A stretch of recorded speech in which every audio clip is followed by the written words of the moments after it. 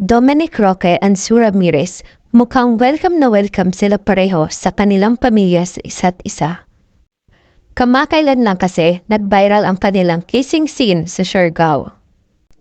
Huling na link si Sue Ramirez kay City Mayor Javi Penetes, ngunit kamakailan lang ay napansin ng ilang netizen na parang wala na silang picture together ng nasabing alkalde. Kaya sa tingin ng mga netizen, nag-break na ito. At si Dominic naman, ang huling na link dito ay si Bea Alonzo, na tila malapit na sanang ikasal pero kamakailan niyang nabalitaang naghiwalay din ito. Kaya lantara na talaga ang kanilang relasyon ngayon.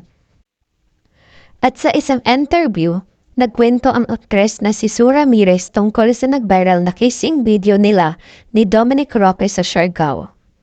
Saad pa ng aktres, "Nag-uusap na po kami nung time na yon. But kaya nang sabi ko, when I drink, I get too excited. Ang pogi, kaya kanis ko, charing lang. So, I wanted to take a break. Talagang nakaplano yung 1 month ko sa Siargao.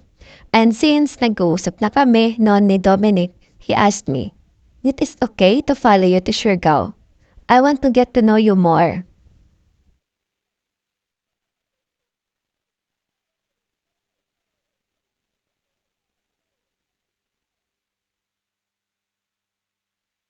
At umamin na nga si Sue Ramirez sa relasyon nila ni Dominic Roque.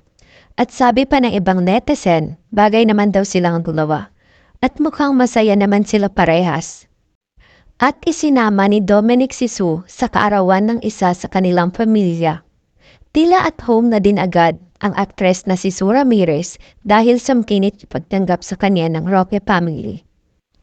At ganon din si Sue Ramirez, ipinakilala din niya si Dominic sa kanyang pamilya. At nitong linggo lang, nagbakasyon sila sa Bangkok, Thailand. At marami ring netizen ang kinilig sa kanilang sweet moments. Sabi pa nga ng isang netizen, sobrang bagay, meant to be. Magkamukha talaga kayo. Sabi daw nila pag magkamukha nagkakatuluyan. At may isang netizen din na nagsasabing, bakit ang daling mag-move on ni Dom? At syempre, agad din namang rumes bakang isang netizen. Sabi pa nito, matagal na silang hiwalay ng ex niya, huwag tayo pala desisyon ng buhay ng iba, maging masaya na lang kayo. Mukhang masaya naman talaga sila pareho. May isang netizen din na nag-comment, mas gusto ko sila hindi piglit, totoong-totoo nag-enjoy sila, compatible na compatible. Ano ang opinion niyo dito? Sa simbahan na kaya sila hahantong?